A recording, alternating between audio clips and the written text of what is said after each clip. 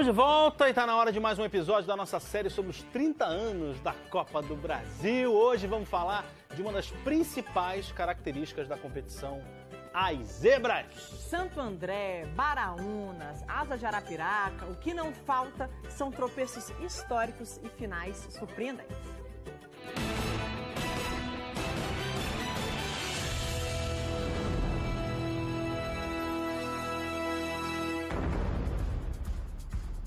Vamos admitir. Quem é que nunca ficou assim, com uma pontinha de medo? A ficha foi caindo à medida que a gente ia derrubando os gigantes pelo caminho. Copa do Brasil, em Caxias do Sul, Juventude goleia o Fluminense, 6-0. Até porque não se sabe onde elas podem aparecer. Nós não tínhamos nenhum Pelé no time. Mas todos têm mais ou menos a mesma qualidade técnica. Ontem, uma surpresa. O Criciúma eliminou o Atlético Mineiro em Belo Horizonte. E quando pensam que ela não pode fazer mal a ninguém, é aí que o bicho pega. Aquele silêncio ali, acho que vai ficar para a história. O Santo André é campeão da Copa do Brasil de 2004. Vitória incontestável, 2 para o Santo André. 0 para o Flamengo.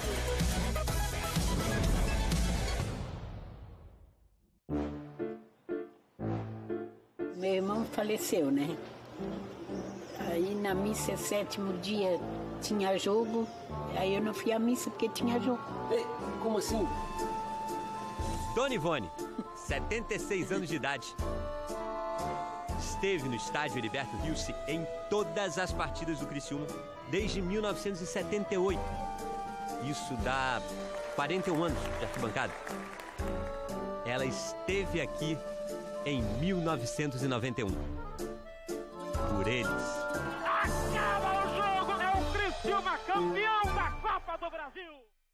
Ele era um treinador que estava começando. O Felipão veio, bem recomendado. Momentos antes do jogo, nós vamos realizar a palestra e darmos a equipe a vocês. A gente tinha uma jogada no primeiro pau, que vinha os 2 zagueiros, entravam mesmo tipo facão, assim.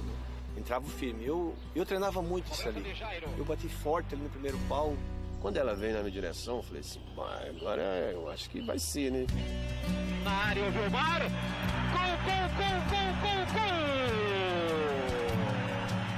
Mas o Grêmio empatou e o jogo terminou 1-1. Ou seja, se não levasse gols no Heriberto Rios, o Criciúma seria campeão. Espetáculo que Criciúma nunca tinha visto e jamais vai esquecer. Começa o jogo no estádio Heriberto Rios e começa a grande decisão da Copa do Brasil. O estádio estava completamente lotado. E isso, cara, eu até me arrepio. Porque isso não tem dinheiro que pague. Final de jogo! Acaba o jogo! Criciúma campeão! É o Criciúma campeão da Copa do Brasil! Após a conquista, né, houve aquela festa toda, invasão de campo, e muitos torcedores levaram a taça. E na madrugada, os torcedores, no bar onde nós nos encontrávamos, né, eles acabaram me devolvendo a taça e eu que trouxe a taça de volta para o clube. Fui uma felicidade para todos. Vamos lá, Dona Ivone, nosso símbolo maior. Vamos emprestar essa faixa para Dona Ivone, para ela ser também a mais nova campeã da Copa do Brasil. O primeiro time catarinense a ganhar um título nacional. A maior felicidade da minha vida. Ah, é? É. E por quê? Eu adoro eles. A história do tigre que virou zebra. Zebra. Olha, quem não tropeçou na sua zebra na Copa do Brasil, que atire a primeira pedra. O Asa de Arapiraca está classificado para a segunda fase da Copa do Brasil. Elimina o Palmeiras aqui no Palestra Itália. O jogador que a gente viu jogando no primeiro jogo é perigoso, a gente tem que ter atenção nele. Esse jogador era Cícero Ramalho. Naquelas oitavas de final de 2005, com 40 anos de idade. Cícero Ramalho, né? Jogador, tá, já quarentão, tá, sem qualquer tipo de preparo físico, já com uma barriga saliente, tá, conseguiu marcar 2 gols na equipe do Vasco da Gama, tanto no jogo de ida quanto no jogo de volta. É do Cícero Ramalho! que aconteceu aqui foi uma vergonha. A torcida veio para incentivar e a gente faz isso aí. A torcida tem mais que gritar, que xingar mesmo, mas tem razão. E assim, Cícero Ramalho escreveu seu pedacinho de história na Copa do Brasil. Assim como Paulista de Jundiaí. Olá, Paulista! Era uma coisa fora do comum. Vamos ganhar! Desde 62 eu acompanho o Paulista até hoje. Piccolo e Clóvis, torcedores apaixonados e privilegiados. Estavam lá no primeiro jogo da final em Jundiaí. Começa a decisão da 17ª Copa do Brasil. Paulista e Fluminense. 2-0 Paulista. Zebra. Horrível. Parece que é um time que nunca disputou a final de campeonato. Horrível. Estamos tremendo. Aí quando eu saí, né, brincando, eu comecei a cantar. Rereu, garoto. Fim de papo, termina o primeiro jogo da decisão. Eu vou te falar com sinceridade, eu lamentei muito não ser no Maracanã, porque eu acho que o Paulista ganharia no Maracanã também. Mas como o Maraca estava fechado para as obras do PAN de 2007, a final foi marcada para o estádio de São Januário. Bola rolando para Fluminense, Paulista de Jundiaí. Foi muita pressão e nós acabamos segurando o 0-0 e chegando a um título merecido. O Paulista é campeão da Copa do Brasil 2005. A maior alegria é a família, né? A segunda alegria minha foi o campeonato de 2005. O Paulista foi campeão da Copa do Brasil. Futebol e família. Quando uma equipe como o Juventude entra num campeonato onde vai ter adversários de tamanha grandeza como é a Copa do Brasil, a gente nunca imagina que vai sair campeão, né? O Juventude é campeão da Copa do Brasil! Em 1999, Valmir Lourus começou o trabalho com aquele time do Juventude. Já era a terceira vez que treinava o clube de Caxias do Sul. O meu pai foi jogador do Juventude, né? Teve uma vida muito...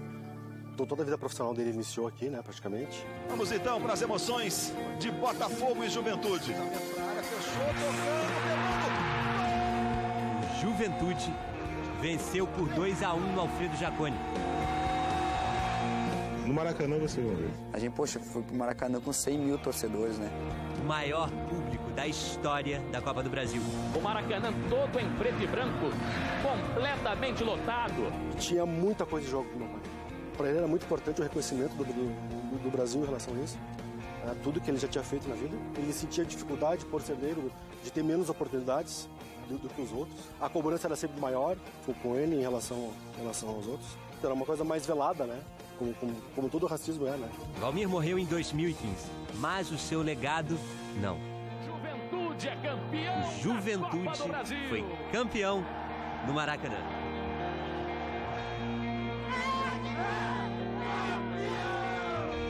E nem precisou dar show para ganhar.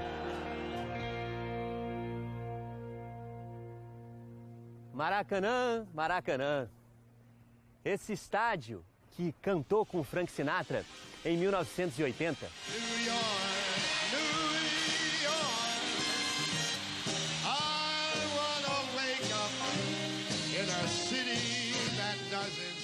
Que fez coro emocionado com o Beatle Paul McCartney em 1990.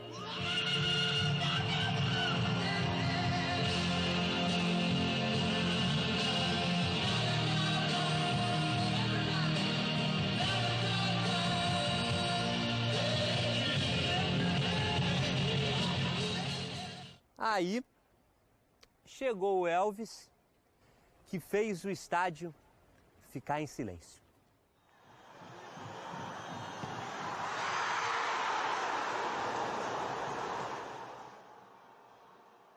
Um silêncio marcante. Elvis, número 10. Meus pais eram fã, decidiram colocar o Elvis. Elvis, torcedor do Flamengo. Meus pais, meus irmãos, né?